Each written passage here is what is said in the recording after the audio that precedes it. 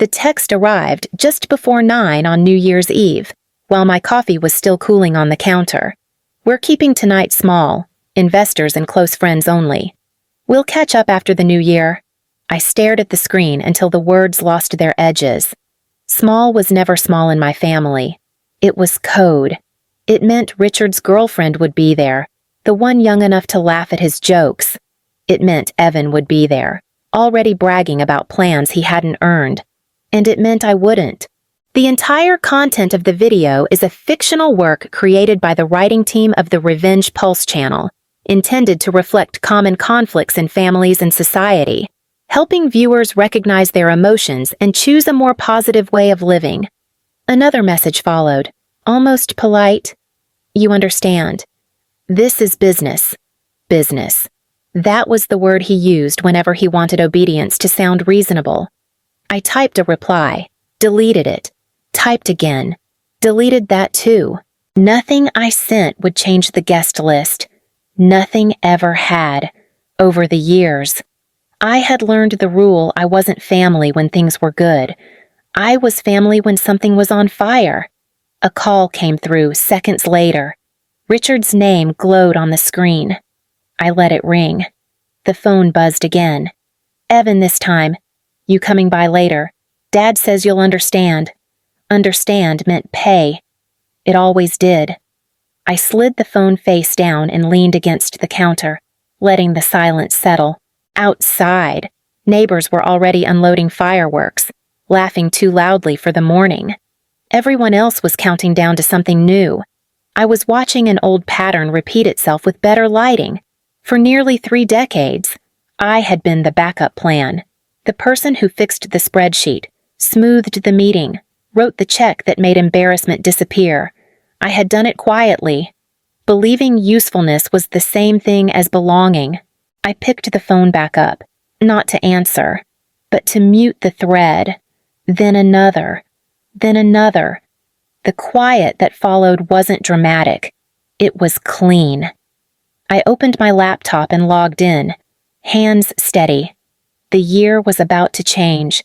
If you're listening to this right now, wherever you are, stay with me for a moment. Some endings don't arrive at midnight. Some begin when the door closes without you on the other side. The laptop hummed softly as the banking portal loaded, familiar enough to feel impersonal. Numbers settled into place, neat and obedient. This was the part of my life that never argued back. A notification blinked at the corner of the screen. Large transfer verification required. Of course it was.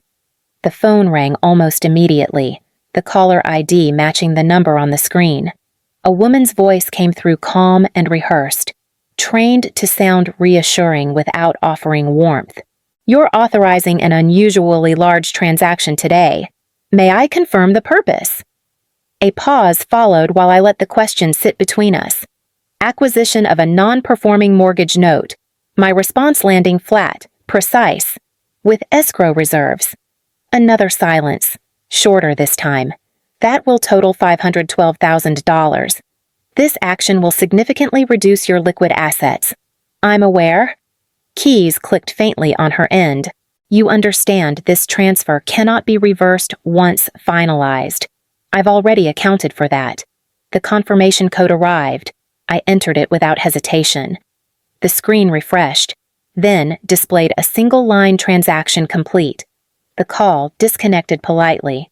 No congratulations. No concern. Just process. I closed the laptop and picked up my keys. As I stepped outside, my phone vibrated again. Evan's name resurfaced, persistent as ever. Dad says you're being dramatic. His message read, "It's just one night." One night? That was how they described every line they crossed. I didn't respond. The drive took me past the house where I'd grown up, the one with the wreath I'd paid for still hanging on the door. Richard's car sat in the driveway, freshly washed, ready for his guests. I kept moving, tires steady on the road, letting the familiar shape fade behind me. At a red light. Another message slipped through from an unknown number. Lena, we need to talk before things get complicated. Complicated meant money had already gone missing somewhere. I muted that one too. The property documents rested on the passenger seat, printed and signed days earlier, waiting for a decision I'd finally made. Park County. 220 acres. A problem asset no one else wanted to touch. Evan had once called it destiny. He'd toasted to it, promised rooms that didn't exist yet. The bank had laughed him out of underwriting. The light turned green. I pressed the accelerator, the city thinning behind me. Whatever countdown my family was preparing for that night, mine had already ended. The lodge door resisted before giving way, swollen from cold and neglect. Inside, the air felt unused, like a room that had been waiting for the wrong person. I set my bag down and scanned the space, already cataloging what needed fixing and what could stay broken a little longer. A piece of plywood leaned against the far wall, impossible to miss. The red letters were uneven, rushed, confident in a way only borrowed certainty could be. Evans Ridge coming soon. I laughed once, quietly, the sound sharp in the empty room. Months earlier, Evan had sent me a photo of that sign with a caption that read, "Dreams don't wait." He'd already been planning guest lists, weekends, stories he would tell about how he'd made it happen. Back then, I'd warned him underwriting would never clear. His response had been instant and smug. Dad's handling it. Banks bend when they need to. They hadn't bent. They'd walked away. I lifted the sign and felt how flimsy it was, lighter than it had any right to be. One knee braced, hands firm, pressure applied without drama. The wood snapped cleanly, the crack echoing louder than expected. I broke it again, then again, until the letters meant nothing. The fireplace caught on the first strike. Flames curled around the splintered red paint, swallowing his future plans without ceremony. The heat pushed back against the cold creeping through the walls. My phone vibrated in my pocket, as if summoned by the timing. Evan's name flashed across the screen. "You should see the place tonight. Dad's got people flying in." The message sat there, unaware of the smoke curling toward the ceiling. I didn't respond. I slid the phone face down on the mantel and watched the fire work through the wood. Another vibration followed, this one from Richard. "We'll talk after the holiday. Don't make this harder than it needs to be.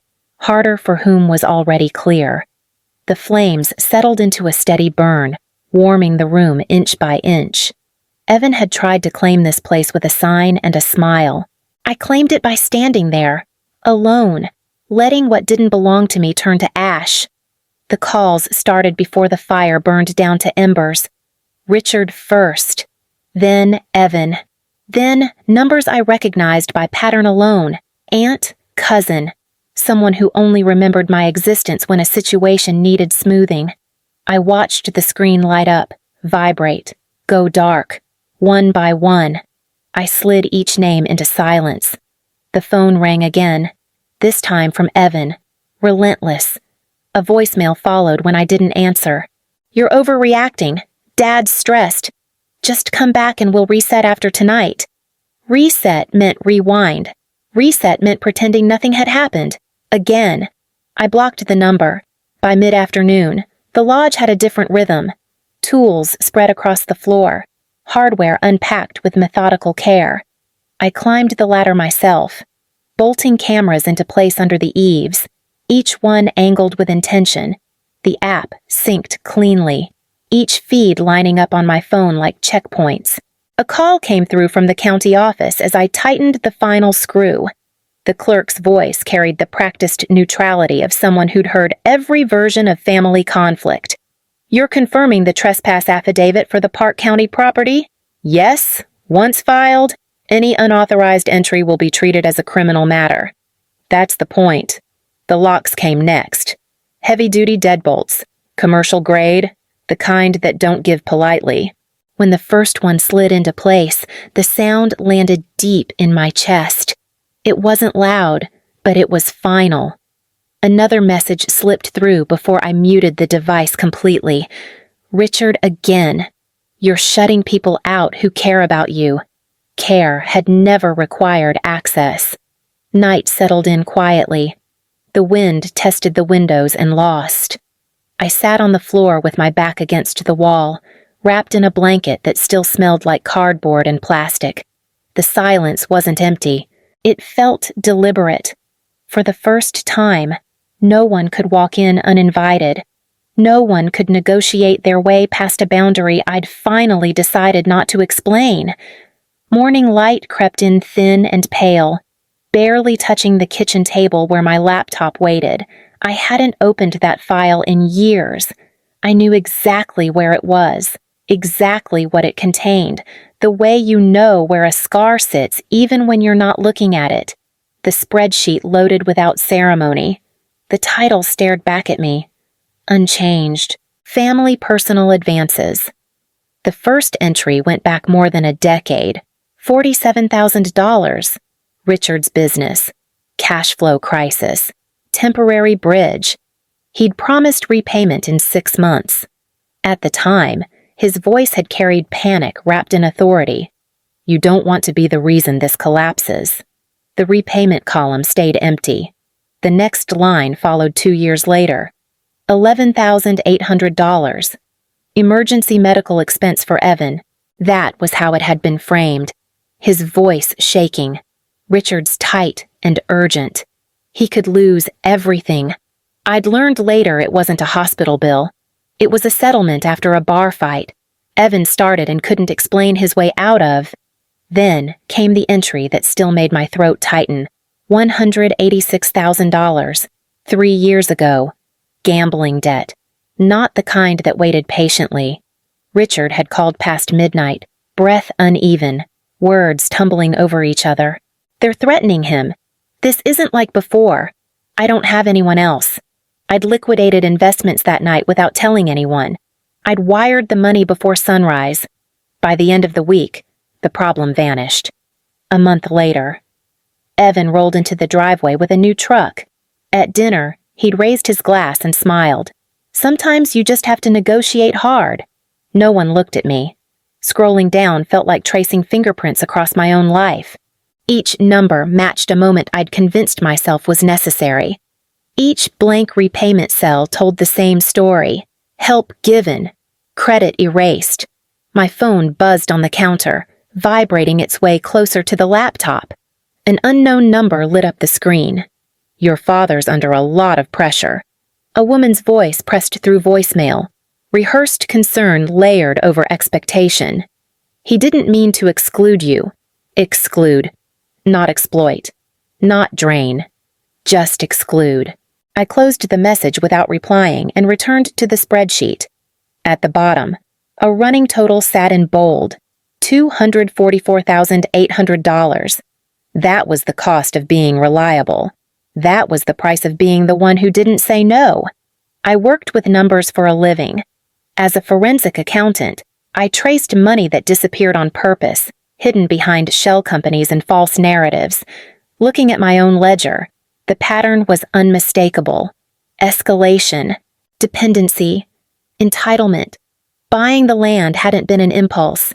It had been containment, a way to turn liquid access into something solid they couldn't guilt, borrow, or bully out of me.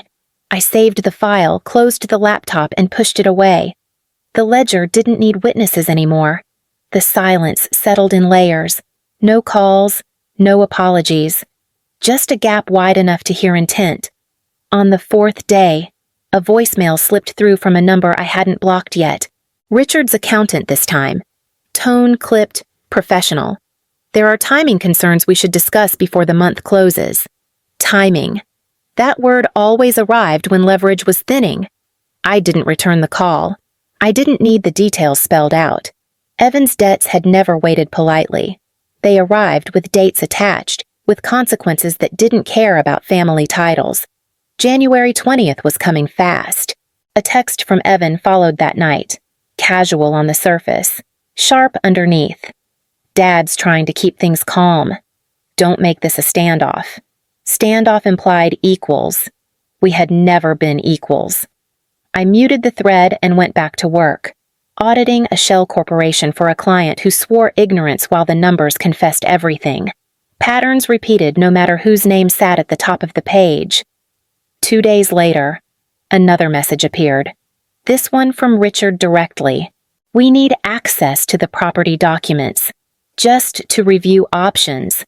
Access was the habit. Access was what they expected by default. I let the message sit unanswered, watching the read receipt fail to appear. The quiet pressed back, heavier now, not empty, but loaded. By the end of the week, the tone shifted. A final voicemail came through late, his voice controlled but tight around the edges. This doesn't have to get ugly. We can handle this internally. Internally meant privately. Privately meant without witnesses. I locked the phone, set it aside, and marked the calendar in my head. The closer January 20th crept, the louder their silence became. The alert chimed once, sharp and unmistakable. Motion detected at the gate. I opened the security feed and watched the truck grind to a stop where the drive widened. A rental, heavy duty, still wearing a dealer tag. The driver's door swung open first. Richard stepped out, coat pressed, posture familiar. Evan followed, scanning the place like he was already rearranging it in his head. A third figure climbed down last, clutching a clipboard too tightly. Mid-30s, polite smile that didn't reach his eyes. A realtor, the kind who told himself family disputes weren't his problem as long as the paperwork cleared. The audio feed crackled to life. Evan's voice carried easily. Told you she wouldn't hold out. She never does. Richard adjusted his cuffs, gaze fixed on the door. Let's keep this efficient. We're already behind schedule. The realtor shifted his weight. I just need confirmation the owner's aware of the listing. Richard waved a dismissive hand. She's emotional. I handle the assets. They climbed the steps together. Richard reached into his pocket and pulled out a key. An old one. I recognized it immediately. He slid it into the lock and turned. Nothing happened. He frowned, jiggled it harder, then tried again. Evan laughed under his breath. She must have changed it to make a point. That won't be necessary, Richard replied, already stepping back. His eyes flicked toward the truck. The crowbar came out wrapped in a rag. Red paint, chipped and familiar. Evan's grin widened as if this were a clever workaround instead of what it was. The realtor hesitated. Maybe we should... This is family property, Richard cut in. Calm as ever. I'm correcting an error. Metal met wood. The sound rang through the feed, sharp and invasive. The doorframe groaned, resisting just long enough to register the effort. Evan leaned close to the realtor. Once it's empty, you'll have no trouble. Cash buyers only. Quick close. Another strike landed, harder this time. The lock gave with a violent crack. Richard stepped over the threshold first, crowbar still in hand, boots wiping against my rug. Evan followed, already pulling neon stickers from his pocket. Tag everything, Evan instructed, voice light, furniture first. Personal junk goes. They moved like people who believed permission was implied. I watched from the screen as they crossed into my home. Certain they were early. Certain they were entitled. Unaware they'd just stepped exactly where I needed them. They spread through the house with practiced confidence, as if speed could turn trespass into legitimacy. Evan slapped a neon sticker onto the coffee table, the adhesive ripping softly as it peeled away. 500 for this. Maybe more if we move fast.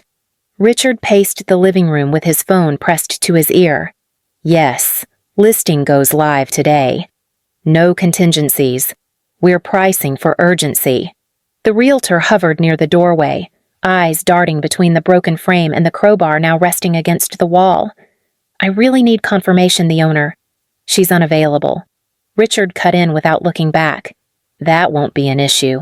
I stayed in the shadow of the hallway, phone steady in my hand, recording everything. My heartbeat stayed slow, measured, like I was watching a transaction finalize. Evan crossed into the side room and picked up a small wooden box from the shelf. He shook it once, unimpressed by the soft rattle inside. "What's this?" Richard glanced over. "Doesn't matter."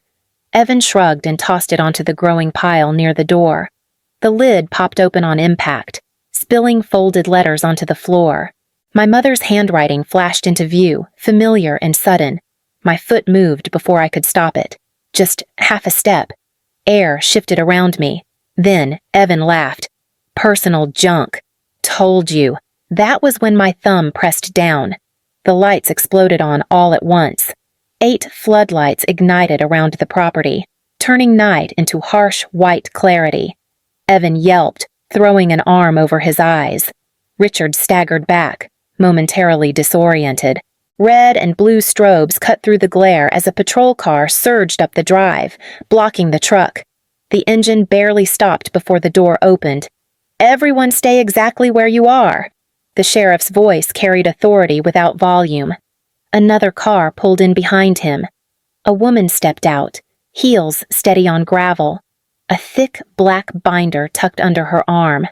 Natalie Brooks didn't look at Richard first. Her gaze found me in the hallway, a single nod passing between us. Richard recovered quickly, smoothing his coat. "This is a misunderstanding. I was conducting a wellness check. My daughter is unstable." The sheriff surveyed the splintered door, the crowbar, the stickers. "That's not a wellness check." Natalie opened the binder, metal rings snapping sharply in the cold. "Clause 404 of the Whitmore Family Trust." Her voice clear and unhurried. "Any trustee committing a felony against trust-adjacent property is immediately removed and forfeits all rights." Richard scoffed. "This property was purchased with trust funds." Natalie turned a page. "Quiet title judgment entered last month. Your name was removed." The sheriff's gaze hardened. Burglary, destruction of property, attempted grand larceny. The crowbar slipped from Richard's hand, clattering onto the porch. "This is a setup," he snapped, pointing toward me. "She planned this." I stepped into the light at last, phone still raised. "No," I just stopped opening the door. Richard lunged for one last move. "She stole my truck. I want her arrested." The sheriff shook his head. "False report makes it worse." Cuffs clicked closed around Richard's wrists. Evan stood frozen, the stickers slipping from his fingers onto the floor. Snow began to fall again, soft and indifferent, as the consequences finally caught up. The patrol car disappeared down the drive, red lights fading into the trees. Evan remained where he stood, hands empty, eyes fixed on the broken door as if the house had betrayed him personally. Natalie closed her binder with a soft finality. "The trust will transfer by morning. No appeals, no delays." Evan swallowed hard. This isn't how it was supposed to go. "It never is," came quietly from Natalie, already stepping back toward her car. Snow settled over the tire tracks, erasing evidence with patience. My phone vibrated again, relentless even now. Unknown numbers stacked one after another, each carrying the same unspoken request. Bail. Help. Fix it. I blocked them all. Evan lingered on the porch, voice smaller than I'd ever heard it. "You could still help. Dad made mistakes." The words hovered between us, familiar and hollow. "I already did." Slipped out, calm and steady. For years. He had no answer for that. He turned away, boots crunching through snow that no longer welcomed him. Inside, the house felt different, not triumphant, just settled. Natalie paused at the doorway. "You did exactly what the law allows, and exactly what they never expected after she left." I sat on the steps and watched the sky lighten almost imperceptibly. Somewhere else, people were waking up to resolutions they hadn't kept yet. My phone rested beside me, silent for the first time in days. If you're listening to this now, take a moment before scrolling on. Notice what stays with you. Sometimes the lesson isn't about winning. It's about recognizing when loyalty turns into permission, when love gets confused with access, when silence becomes the only language that still belongs to you. The year had changed without ceremony. Not at midnight, not with fireworks. Ownership shifted before dawn, quietly, irrevocably. I locked the gate and went back inside, carrying with me a simple truth I hadn't known how to name. Before, boundaries don't punish the people who respect you. They only stop the ones who never did.